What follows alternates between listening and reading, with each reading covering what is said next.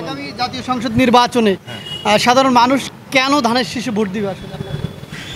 ধানের শীষে ভোট দেবে, ধানের শীষ একটা উন্নয়নের প্রতীক, একটা শান্তির প্রতীক। ধানের শীষের প্রতীকে যখনই বাংলাদেশ গঠন করেছে জিয়া রহমানের নেতৃত্বে, খালেদা জিয়ার নেতৃত্বে, এই বাংলাদেশের মানুষ উন্নয়নের ধারা পাইছে। উন্নয়নের মধ্যে কিছু জিনিস আছে, দুর্নীতি উন্নয়ন আর উন্নয়নের মধ্যে ডিফারেন্স আছে। আমি একটা জিনিস একটা ধরেন একটা শার্টই কিনলাম, এই শার্টটা দেখালাম উন্নয়ন করে আমি 20 টাকা, কিন্তু এই শার্টটা আমি কিনছি 3 টাকা দিয়ে বা 30 টাকা দিয়ে, 270 টাকা উন্নয়ন দেখে আমি খেয়ে ফেললাম। এটা কোনো উন্নয়ন, এটা দুর্নীতি। কিন্তু বিএনপির আমলে একটা জিনিস হয়েছে, আর উন্নয়ন আপনার ষড়যন্ত্র নোংরামি ছিল সারা জীবন, এটা কম বেশি হবে, এটাই স্বাভাবিক। কিন্তু বিএনপির আমলে নোংরামিটা হয় 10%, অন্য আমলে হয় যে আপনার এটা 70-75%, এই লো ডিফারেন্স। গতকাল মিটফোর্ডে একটা ঘটনা ঘটেছে জানেন, সে বিষয়ে আসলে আপনার 22 নং ওয়ার্ড বিএনপির আপনি সভাপতি, আপনার নেতাকর্মীর কী ধরনের বার্তা থাকবে আসলে? মিটফোর্ড আমি একসময় বৃহত্তম লালবাগের সেক্রেটারি ছিলাম যুব দলের, বহুদিন আমি এটা চালিয়ে এসেছি। হাজারীবাগটা আলাদা হওয়ার পর আমি এটাকে আপনার এই থানার প্রতিষ্ঠাতে আমি সভাপতি হই। আমি জানি লালবাগ, হাজারীবাগ, কামরাঙ্গি চর থেকে আরম্ভ করে অত্র এলাকাটা বিএনপির এলাকা, যারা এতদিন আওয়ামী লীগ করেছে কিছু কিছু লোক আমাদের কুলাঙ্গার আছে, আমাদের দলের কিছু কুলাঙ্গার আছে, তারা অর্থের বিনিময়ে হোক যে হোক তাদেরকে দল ভারী করার জন্য তাদেরকে আনে, সেই লোকগুলি আকাম কুকাম করে। আর কিছু কিছু লোক আছে, যেমন আমি কালকে লাকিকে ব্যক্তিগতভাবে চিনি, লাকি কিন্তু সন্ত্রাসী না, কোনো কিছু না। কেন এই ঘটনা ঘটলো? কেন আমাদেরও একটু বোঝা উচিত, আমরা যখন ক্ষমতায়, যখন আপনার একটা মানুষ পিঁপড়ার আপনার চিনি ছিটাবেন, তখন অনেক পিঁপড়া আসবে। এই পিঁপড়াগুলি দেখা উচিত কারা আসছে কারা নিয়ে আসছে, তাইলে এই দুর্ঘটনাগুলো হবে না। আমি আশা করি সবাই যদি সচেতন থাকে হবে না। আমাদের পক্ষে এখন দেখেন, আমরা যদি অল্প কিছু দুর্নাম করে থাকি, এটা দেখা যায় 100% দুর্নাম। কেন আমরা একটু দুর্নাম হইতে পারে, আমরা চলাফেরা আমাদের হইতে পারে। আমাদেরও নেতাকর্মীদের সজাগ থাকা উচিত।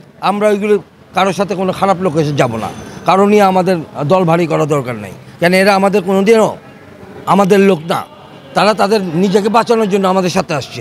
আমাদের সাথে এসে এখনও হাসিনা এবং কাদের পেতা তাদের সাথে মিস করে এগুলি ঘটনাগুলো ঘটাচ্ছে। এটা আমি মনে করি। কেন আমি বৃহত্তম লালবাগের সেক্রেটারি ছিলাম, বিভিন্ন অঞ্চলের লোক আমি চিনি। আমাদের এখানে জাতীয়তাবাদী শক্তি লোক বেশি, নোংরা লোক কম। নোংরা লোকগুলি এখন আওয়ামী লীগের ছিল, সেই লোকগুলো আমাদের সাথে আসার জন্য চিন্তা ভাবনা করছে। আমাদের প্রত্যেকটা লোক এখন সজাগ থাকা উচিত, আমরা কোনো খারাপ লোকদেরকে আমার আনবো না। তাইলেইগুলো আমরা এটা সুষমভাবে করতে পারি। হ্যাঁ, এইভাবে হলে আপনার আমাদের বিএনপি অবশ্যই ক্ষমতা আসবে। সারা বাংলাদেশের মধ্যে অন্তপক্ষে বৃহৎ সিট নিয়ে আমাদের ক্ষমতা আসবে। আমাদের প্রথম কাজ এটাকে সুন্দর রাখা। আমরা যদি সুন্দর রাখতে পারি, আমার পার্টি লাভবান হবে। আমরা যদি সুন্দর না রাখতে পারি, এই পার্টি ক্ষতিগ্রস্ত হবে। আপনারা কি এই 16 বছর 17 বছর কষ্ট করে আমরা ক্ষতিগ্রস্ত দিকে যাব না, প্রশ্ন উঠতে পারে না। আমরা চাই শান্তি, তারেক জিয়া এবং খালেদা জিয়ার নেতৃত্বে আমরা বাংলাদেশে শান্তি আনবো, উন্নয়ন আনবো, এটা আমাদের বড় আশা, আর কিছু না। সদস্য নবায়ন হলো আপনার এটা পার্টির একটা চলন্ত নদী, যেমন স্রোত, এই একটা জিনিস। এটা আমাদের পার্টির একটা কর্মসূচি। এটার মাধ্যমে আমাদের যে ইলেকশন, ওইটাও আমাদের একটা প্রচার হয়ে গেলো। কেন আমরা ঘরে ঘরে যাব, ভালো ভালো যারা বিগত দিনে এখনও ভয়ে আপনার রাজনীতি করে ছেড়ে দিয়েছিল, মান সম্মানের ঘরের থেকে বাইরে, তাদের মতো লোকদেরকে আমাদের ঘরেতে বের করতে হবে। বের করে ভোটগুলি আমাদের নবায়ন করাতে হবে। হ্যাঁ, এই জন্য আমাদের প্রথম রাজনীতি এটা। যদি আমরা সুন্দরভাবে এইগুলি না করতে, আমাদের অনেক সমর্থক আছে, আমাদেরকে সমন্বয়ের অভাব, সমন্বয়কে একখানে করে আমাদের আত্মবিশ্বাসের কিছু অভাব আছে, এটাকে ঠিক করে আমাদেরকে আগে যেতে হবে, তাইলে আমাদের সফলতা সামনে আসবে ইনশাল্লাহ। হাজারীবাগ একটা ঐতিহাসিক পুরান টাউন। এই হাজারীবাগের অনেক শিক্ষিত লোক আছে, সবচেয়ে বেশি শিক্ষিত হাজার বছর আগে শিক্ষিত ছিল, লেখাপড়া করে সব কিছু বুঝে। একে একত্রিত করার দায়িত্ব হলো আমাদের,